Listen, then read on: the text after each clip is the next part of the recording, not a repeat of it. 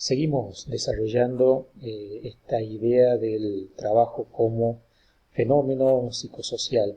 Sí, un poquito para continuar con lo que veníamos diciendo en el video anterior acerca de cómo se plantea hoy en día el trabajo, con estas nuevas concepciones o estas nuevas ideas surgidas, bueno, estas nuevas realidades más que nada surgidas a partir de la revolución industrial y cómo se han ido profundizando a lo largo de estos años en diferentes culturas, dando paso a otras realidades conexas, si se quiere, o convivientes con la realidad del empleo, que es el desempleo y el subempleo, ¿sí? Hay una especie de cronología, usted la tiene en la bibliografía, que marca cómo han ido apareciendo estos fenómenos. Y fíjense cómo la idea de trabajo, o el constructo de trabajo, o la realidad del trabajo, aparece con la misma humanidad, es decir, desde el inicio de la humanidad, la idea del trabajo está presente, es decir, tal vez no como empleo, ¿sí? Tal vez no como empleo como la consideramos hoy en día, o como se plantea tal vez hoy en día, pero sí el trabajo es una actividad que acompaña a la humanidad desde sus propios orígenes. El empleo emerge en el siglo XVIII, como les decía yo, a partir de la Revolución Industrial, en donde, bueno, existe una figura empleadora que es el industrial, el fabricante, el empresario y el empleado que, bueno, brinda un servicio y se establece ahí una relación, ¿no es cierto? Una relación contractual que antes no existía de esta manera. ¿Sí? El desempleo irrumpe en la segunda mitad del siglo XIX, es decir, la figura esta, ¿no es cierto?, del que haya personas laboralmente inactivas, ¿no es cierto?, que no estén empleadas en alguna actividad, ¿sí? Imagínense, muchas personas dejaron el campo en esa época, dejaron los campos para ir a las ciudades para trabajar, pero al no haber trabajo para todos, en vez de volverse al campo, se quedaron en la ciudad, pero se quedaron sin una actividad definida, ¿no es cierto?, sin una actividad laboral. Entonces, bueno, ahí empezó a surgir esta figura del desempleo, que existe hoy en día todavía, y que ahora, incluso hoy en día, se ve matizada, si se quiere, o se ve de alguna manera también acompañada por otra figura u otra realidad, que es la del subempleo, que bueno, aparece en la segunda mitad del siglo XX y hoy en día también se ve bastante presente, ¿no es cierto? El subempleo refiriéndonos a personas que están empleadas o que están trabajando en organizaciones, empresas, comercios, instituciones, lo que ustedes quieran, pero con condiciones laborales por debajo de lo esperable o por debajo de lo, lo legalmente o lo jurídicamente establecido, ¿no es cierto? Es decir, tal vez con sueldo por debajo de lo que es el nivel de la canasta básica o el costo de la canasta básica, o con, o por decirlo de una manera, sin los beneficios sociales como obra social, jubilación y aportes. Estamos hablando de lo que conocemos comúnmente como el trabajo en negro, ¿no es cierto?, que es con una remuneración sin ningún tipo de contribución, ¿sí?, eh, a la jubilación, a los aportes o a la obra social, sin estabilidad, sin previsión de lo que pueda pasar al futuro, en algunos casos también incluso hasta sin, sin un ingreso, sin un beneficio económico que sea acorde al servicio que se brinda.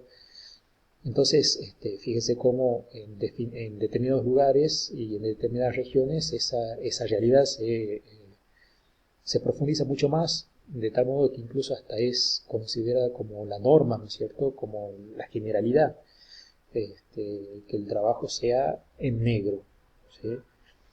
Eh, y que de repente, bueno, esas personas no pueden acceder a beneficios laborales lógicos, ¿no es cierto?, como unas vacaciones, una RT, mucha gente que trabaja como monotributista, es decir, de forma independiente, cuenta propista, eh, sin tener bueno, una asistencia médica y esas cuestiones que, bueno, a nosotros nos hacen pensar que son legalmente básicas, pero que jurídicamente básicas, pero que hay gente que no las tiene, ¿no es cierto? Entonces, El subempleo es algo que hoy en día se está viendo mucho más. Fíjense cómo, y eso lo escuchaba en, en los noticieros, en las noticias últimamente, cómo el ministro de Desarrollo Social nacional se veía satisfecho o veía indicadores positivos en la economía nacional porque las changas habían aumentado. Fíjense, las changas, es decir, no por desmerecerlas, pero es un trabajo informal, es un trabajo de subempleo. No hay, por lo menos en este momento, una política de empleabilidad que sea justa para todos, ¿sí? Bien, esta es una realidad que nos atraviesa a todos. Siguiendo con este desarrollo del trabajo como fenómeno psicosocial, en la bibliografía ustedes van a encontrar esta tipología o esta caracterización de diferentes situaciones laborales, ¿no es cierto? Entonces, vamos a ver, por ejemplo, las situaciones laborales de la población laboralmente activa, ¿sí? Tenemos cuatro categorías. La autoempleada es aquella que trabaja por cuenta propia, es decir, los emprendedores, ¿sí? O emprendedores o profesionales independientes o trabajadores independientes, que son aquellos que se generan su propia actividad laboral, sus propios clientes, su propia, eh, digamos, participación dentro del mercado laboral, sus propios recursos, ¿sí? Son los que administran su trabajo, ¿no es cierto?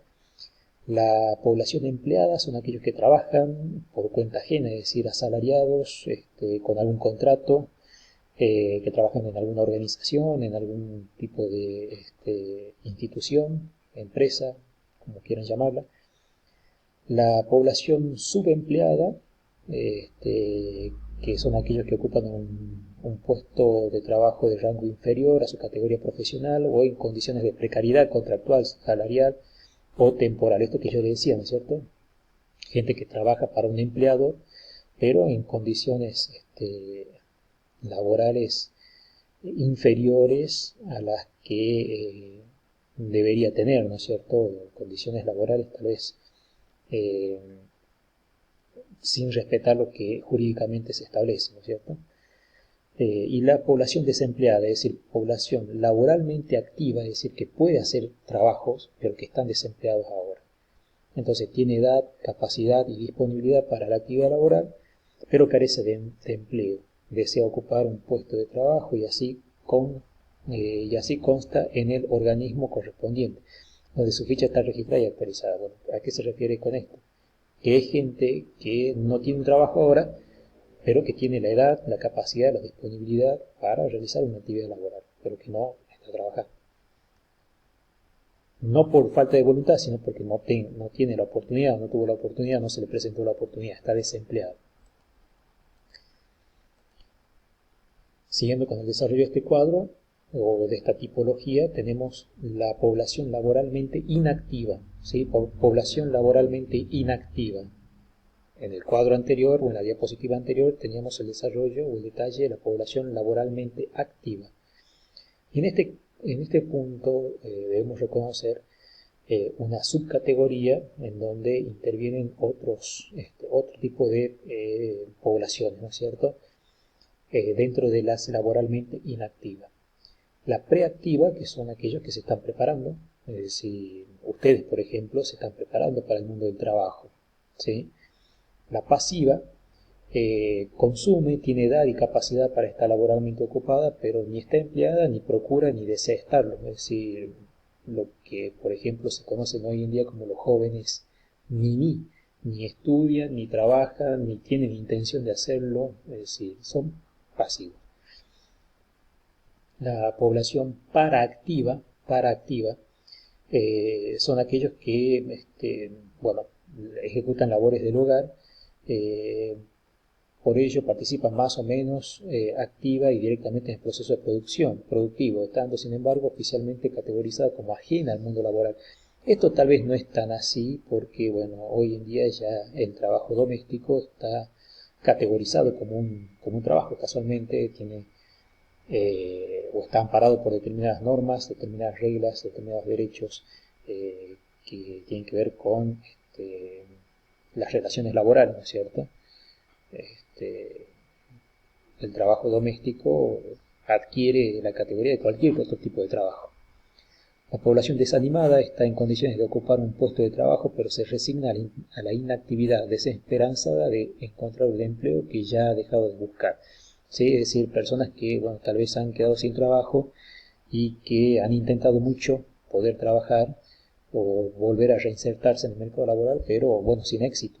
Suele ser bastante común, bastante frecuente en aquellas personas que han superado determinada edad cronológica, ¿no es cierto? No sé, 40, 45 años, 50 años, y que, bueno, esa situación le genera cierto desánimo, cierta frustración bueno, de no poder reinsertarse en el mercado laboral, ¿no? Población inactivable son aquellos que padecen alguna discapacidad que la inhabilita para la actividad laboral convencional. ¿Sí? Ojo que acá también es un punto para reflexionar, para pensar y para, bueno, intervenir nosotros como profesionales del área de recursos humanos, ¿no es cierto? Es decir, si efectivamente este tipo de discapacidades o las discapacidades en general puedan ser algún limitante para que una persona pueda trabajar. De hecho, hay muchas reglamentaciones, muchas leyes que acompañan con beneficios, con exenciones de impuestos a aquellas empresas que contraten, empleen personas con discapacidad. Bueno, sabemos que las personas con discapacidad pueden tener alguna discapacidad para determinadas actividades, pero tener sus competencias, sus habilidades para otras, ¿no es cierto? Y ser plenamente empleables, no hay ningún problema con eso. Y otra categoría es la población post-activa, que son aquellos que disfrutan de una jubilación, que ya están en una edad de retiro y bueno, ya disfrutan de su jubilación. Igual de todos modos, bueno, hoy en día el tema de acceder a una jubilación no implica necesariamente salir del mundo del trabajo, sino que tal vez implica la posibilidad de vincularse de otra manera, ¿no es cierto?, con otra actividad, con otra tarea. Hay muchas personas que aún estando jubiladas continúan trabajando, ya sea por cuenta propia o por contratos, siguen ofreciendo sus servicios, ¿no es cierto? Entonces, sería una tipología de la población plenamente activa o la población activa, laboralmente activa, y la población laboralmente inactiva, ¿sí? Dentro de alguna de estas categorías podemos encontrar alguna de estas personas, ¿no es cierto? O sea, o a todos, perdón, a las personas en sí, ¿sí? Podemos ubicarlas dentro de estas categorías en función de cómo sea su relación o su vinculación con el trabajo. Bien. Cuando hablamos del trabajo como fenómeno psicosocial, no solamente nos referimos a lo que tiene que ver con la influencia que tiene el trabajo en el psiquismo de las personas, generando salud o no, ¿sí? Generando bienestar o no. ¿Sí? Eso ya lo vamos a ver más adelante cuando hablemos de las funciones psicosociales del trabajo. No solamente tenemos que ver en el aspecto interno de la persona, sino también en el aspecto social. ¿Sí? Fíjense cómo el trabajo también está influenciado por cuál sea la concepción de trabajo que se maneje en determinada sociedad o en determinada cultura.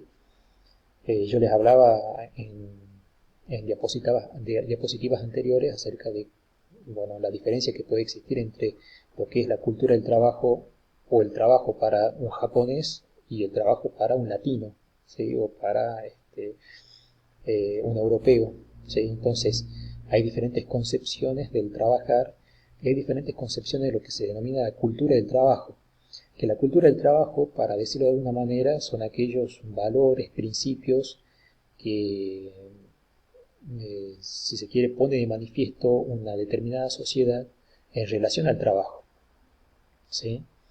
El trabajo considerado como la salida para la pobreza, como la solución para la pobreza, como la posibilidad de desarrollarse a nivel personal, como la posibilidad de tener una